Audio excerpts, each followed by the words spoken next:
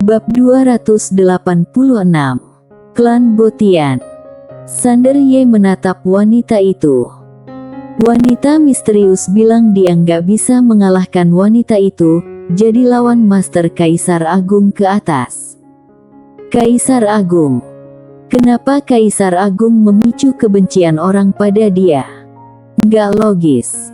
Kecuali Sander Ye berujar, apa cermin waktu di tanganmu? Wanita itu terkejut. Sander Ye menatap, atau kamulah cermin waktu? Senyuman wanita itu membeku. Sander Ye tahu tebakannya benar. Wanita itu adalah cermin waktu. Wanita itu menatap Sander Ye, bagaimana kamu bisa tahu? Sander Ye berujar, tebak. Wanita itu tersenyum, bagaimana caranya kamu tebak? Sander Ye melirik lalu berujar, Tuan Pagoda bilang cermin waktu di sini karena ada kekuatan waktu di sini. Nona bilang cermin waktu ada di sungai ini. Seniorku bilang ucapan Nona setengah benar. Kalau kupikir-pikir, yang dia maksud adalah cermin waktu memang ada di sungai, tapi itu adalah Nona. Dia berujar lagi, tentu saja, ini tebakanku. Sesudah menatap lama Sander Ye, wanita itu tertawa, Tuan Muda Ye sangat pintar.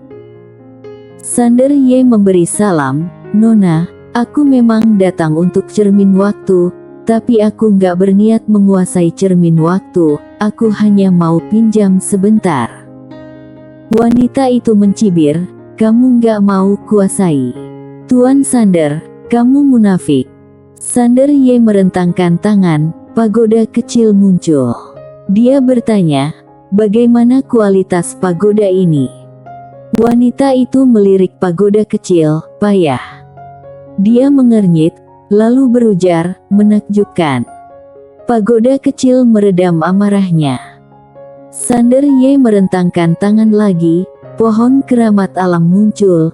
Dia bertanya, bagaimana dengan ini, Nona? Wanita itu tampak tergoda, pohon keramat alam. Sander Ye mengangguk, lalu pedang Hangdao terbang ke depan wanita itu, Nona, bagaimana dengan pedang ini? Wanita itu menatap pedang Hangdao dengan khusyuk sekali. Sander Ye menatap wanita itu, Nona, apa kamu percaya sekarang? Sesudah wanita itu diam sesaat, dia menatap Sander Ye, pinjam sebentar. Sander Ye mengangguk. Wanita itu bertanya, manfaat apa yang bisa kamu berikan? Sander Ye berpikir lalu berujar, Nona sebutkan. Wanita itu menatap Sander Ye sembari tersenyum. Melihat tatapan dia, Sander Ye jadi waspada. Wanita ini nggak mudah dihadapi. Sesudah wanita itu diam lama, dia berujar, aku mau masuk pagodamu untuk berlatih. Nggak hanya itu, kamu juga harus memberiku kekuatan alami dari pohon keramat alam. Selain itu, aku tahu alam semesta Guanxuan ada leluhur spiritual. Kalau bertemu dengan dia, kamu harus meminta dia untuk membantuku berkembang.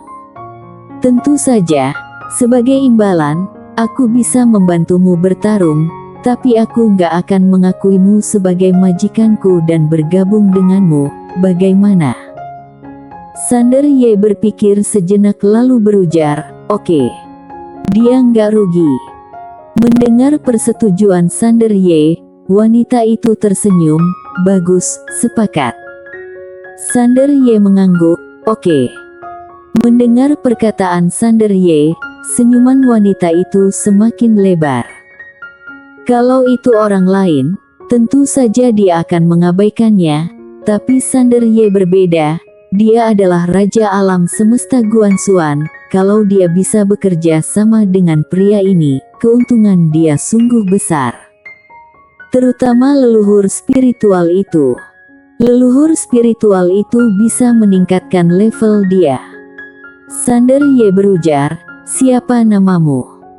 Wanita itu tersenyum, Momen Yu. Momen Yu.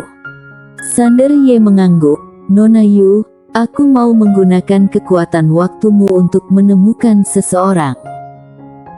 Momen Yu tersenyum dan hendak berbicara, tapi dia merasakan sesuatu, ekspresinya jadi beda total.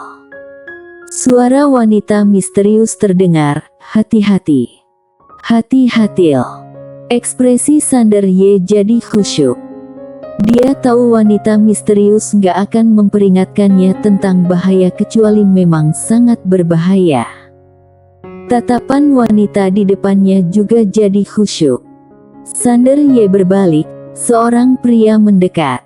Dia berjubah hitam dengan tangan di punggung. Dia nggak terlalu tua, baru berusia sekitar 20 tahun. Melihat pria itu menghampirinya, Sander Ye mengernyit. Dia nggak bisa merasakan auranya. Momen Yu menatap pria yang berjalan di depannya dengan khusyuk. Melihat ekspresi Momen Yu, wajah Sander Ye jadi muram. Momen Yu setidaknya adalah kaisar agung, tapi dia seperti menghadapi musuh tangguh. Orang ini menakjubkan. Sesudah pemuda berjubah hitam itu berada nggak jauh dari mereka, matanya tertuju pada Sander Ye sembari tersenyum. "Apa kamu Sander Ye dari alam semesta Guanxuan?" Sander Ye mengangguk. Pemuda berjubah hitam itu tertawa, lalu berujar, "Sander Ye, bisakah kamu relakan gadis di belakangmu?" Sander Ye mengernyit, "Apa kamu berbicara dalam bahasa manusia?" Pemuda berjubah hitam memicingkan mata, "Kalau Tuan Sander nggak mau, maka aku terpaksa rebut." Dia nggak bicara omong kosong, langsung maju selangkah. Kekuatan mengerikan pun menyelimuti Sander Ye dan Momen Yu. Kekuatan Kaisar Agung. Sander Ye memicingkan matanya dan hendak beraksi, tapi seberkas sinar keluar dari tubuh dia. Bang! Momentum itu terhalang. Sander Ye tercengang. Kenapa senior mendadak beraksi? Di kejauhan, laki-laki berjubah hitam itu tersenyum, "Oh kamu sangat menarik, beneran berteman dengan alam semesta Guanxuan." Sander Ye mengernyit, pria ini mengenal senior misterius. Suara wanita misterius terdengar di benak Sander Ye, "Ini reinkarnasi dari Darno Botian, ketua klan Botian waktu itu. Dia bukan kaisar agung biasa, lari." Darno Botian. Sander Ye tercengang. Dia nggak menduga orang ini ternyata adalah reinkarnasi dari Darno Botian, sosok legendaris klan Botian. Momen Yu meraih tangan Sander Ye, "Ayo." Dia membawa Sander Ye menghilang jadi seberkas sinar putih. Darno Botian terkekeh, mau pergi. Dia meninju. Di lorong ruang waktu yang jauh, Sander Ye berdua yang melakukan perjalanan melalui ruang waktu mendadak berbalik. Segel tinju yang mengerikan melanda. Ketika segel tinju ini lewat, ruang waktu langsung hancur. 2. Momen Yu menarik Sander Ye ke belakangnya. Dia membuka telapak tangan, seberkas sinar keluar.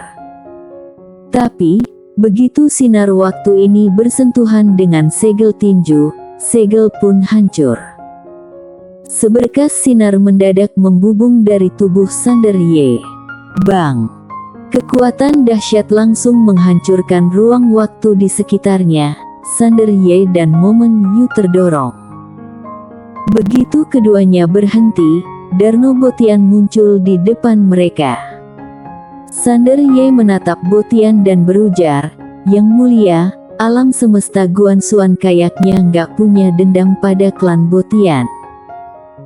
Darno Botian menatap Sander Ye dan berujar sembari tersenyum, "Tuan muda Sander, kalau kamu mau menggunakan kekuasaanmu untuk menekan orang, maka kamu salah. Alam semesta Guanxuan nggak takut pada alam semesta nyata, klan Botian juga nggak takut pada alam semesta nyata." Sander Ye menatap Darno Botian, dalam keadaan normal, alam semesta Guanxuan gak ada permusuhan dengan klan Botian. Sebagai leluhur klan Botian, sebenarnya nggak perlu secara sengaja memulai perang antar dua alam semesta, apalagi kita punya musuh yang sama, tapi kamu sengaja lakukan ini.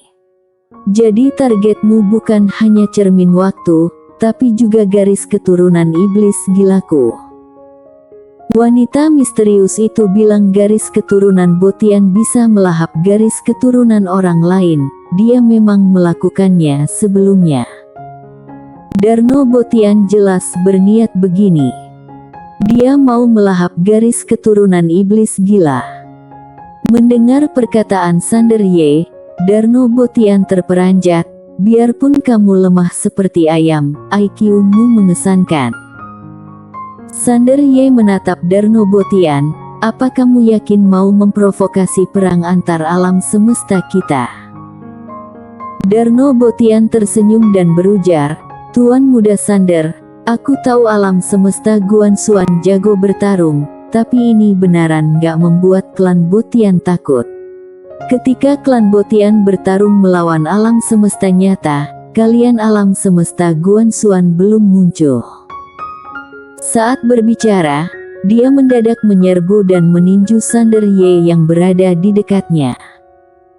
Mata Darno Botian gak menyembunyikan keserakahannya. Klan Botian pernah melahap jutaan garis keturunan, jadi dia sudah melihat banyak sekali garis keturunan khusus. Tapi, garis keturunan di tubuh Sander Ye mengejutkan dia. Dia belum pernah melihat garis keturunan mengerikan seperti ini. Kekuatan garis keturunan ini gak kalah dari klan Botian. Terlebih lagi, ada 3 garis keturunan di tubuh Sander Ye, gak satu pun kalah dari garis keturunan Botian.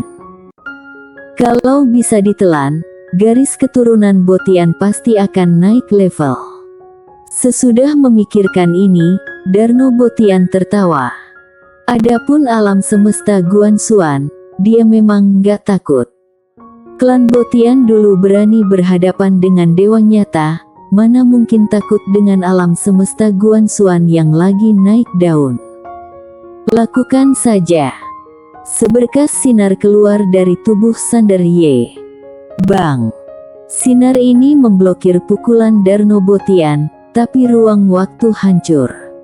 Sander Ye dan Momen Yu terpental ribuan kaki.